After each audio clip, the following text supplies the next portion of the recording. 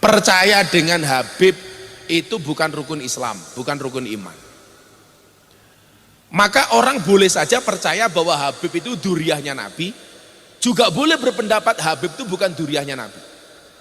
Dulu ada kejadian. Seorang Habib yang meminta istri dari seorang kiai untuk dinikahinya. Dengan ancaman kalau kiai tersebut tidak memberikan istrinya, maka kiai itu tidak mendapatkan syafaat. Dan baru-baru ini ada juga. Ada tokoh masyarakat yang mereka hina dan mereka caci maki. Sampai tokoh masyarakat itu dicap sebagai orang yang musyrik. Di mana kita tahu, tidak ada satupun orang di dunia ini yang bisa menilai keimanan seseorang terhadap Tuhannya. Apakah dia beriman ataukah tidak beriman. Biar tidak gagal paham, harap tonton sampai selesai. Assalamualaikum warahmatullahi wabarakatuh. Selamat datang di channel saya bersama saya Bang Ojan. Topik hari ini adalah saya akan merespon sebuah pernyataan dari Gus Miftah atas polemik yang terjadi antara para habib dan para kiai dan ulama. Tapi sebelum kita lanjut, buat teman-teman jangan lupa untuk tekan tombol subscribe dan loncengnya agar channel ini makin berkembang dan selalu memberikan informasi yang sehat dan masuk akal. Kalau sudah di-subscribe, mari kita lanjut ke topik. Seolah-olah kiai sama Habib perang. Kok niku miturut kula tondo-tondo akhir zaman. Kula ditakoni Pak Prabowo babakan nih, Gus. Itu gimana kok Habib sama kiai sekarang rame kayak gitu, menurut pendapat Gus Miftah bagaimana? Saya pertama bilang, percaya dengan Habib itu bukan rukun Islam, bukan rukun iman. Maka orang boleh saja percaya bahwa Habib itu dzurriyyahnya Nabi, juga boleh berpendapat Habib itu bukan dzurriyyahnya Nabi. Saya sendiri juga ngomong sama teman-teman Habib, kowe iki rasa dodolan kowe putune Kanjeng Nabi, enggak penting. Yang penting kamu nafi'un li ghairih, memberikan manfaat bagi kemanusiaan, pasti kamu dihormati, pasti kamu dihargai. Nggih napa mboten? Mboten mawon. Begini ya Gus, saya bukan mau menggurui, tapi baik itu masyarakat, baik itu kiai, baik itu para ulama, mereka tidak ada yang benci sama keturunan dari Nabi Muhammad SAW. Semua orang yang beragamakan Islam pasti sangat sayang dan menghormati semua keturunan dari Nabi Muhammad SAW. Yang jadi masalah ini, ada beberapa oknum yang mengaku dia adalah dzurriyyah dari Nabi Muhammad SAW. Tapi perilakunya tidak mencerminkan perilaku dari Nabi Muhammad SAW. Dan ini juga sering terjadi. Tapi di saat itu mungkin masih banyak masyarakat yang mau menerima. Ya, yang namanya manusia memang tidak luput dari kesalahan dan dosa. Tapi kalau sudah sering terjadi, apakah kita harus diam dan kita harus selalu memakluminya? Nah, yang jadi puncak masalah ini banyaknya oknum habib yang merubah sejarah Indonesia. Yang jelas-jelas semua itu tidak benar. Ya contohnya saja Imam Bonjol adalah keturunan dari para habib. Wali Songo adalah keturunan dari para habib. Kemerdekaan Indonesia atas perintah dari seorang habib. Lambang burung Garuda pembuatnya adalah seorang habib. Konsep bendera merah putih dibuat oleh seorang habib. Dan para sultan Indonesia ini banyak keturunan dari para habib.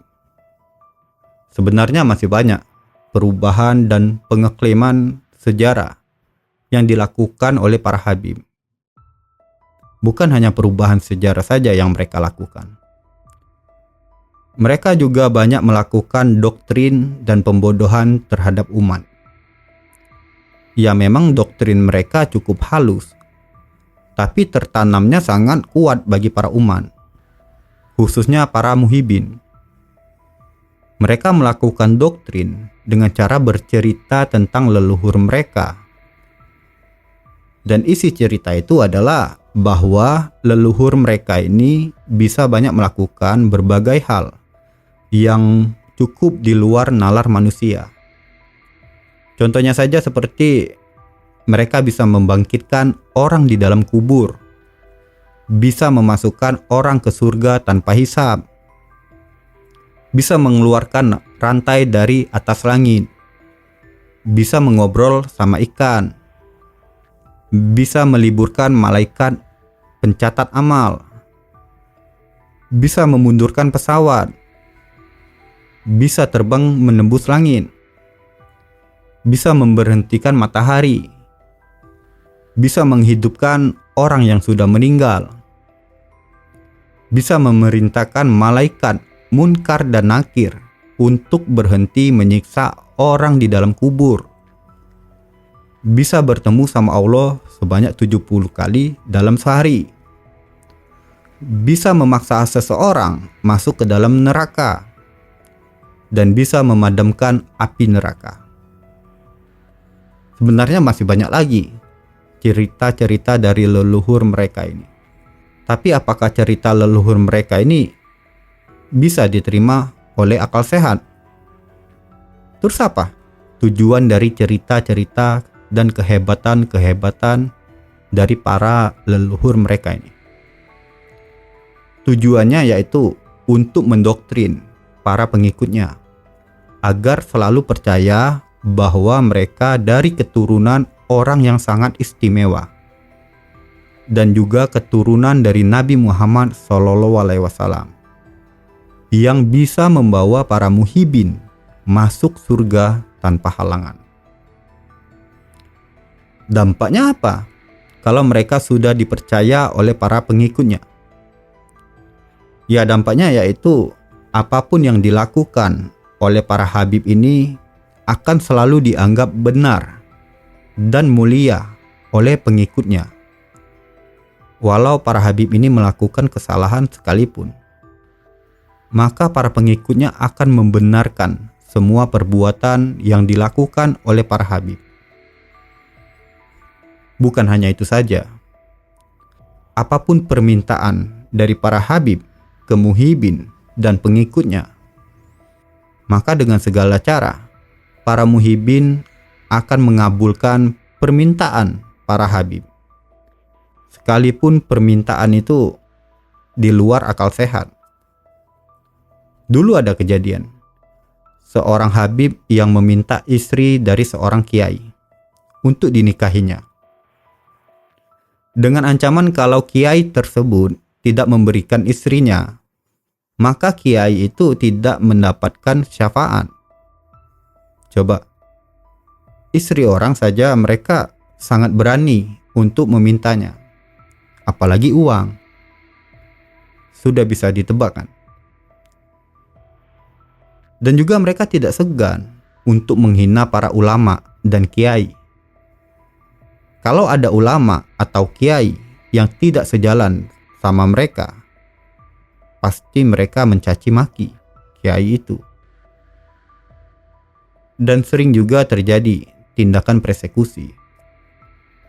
Kalau kata-kata liberal dan PKI itu sudah biasa keluar dari mulut para habib. Tapi yang membuat para masyarakat dan para kiai sakit hati adalah mereka pernah bilang bahwa belajar dari satu orang habib lebih mulia daripada belajar sama 70 ulama alim. Itu yang membuat para ulama dan kiai merasa dihinakan.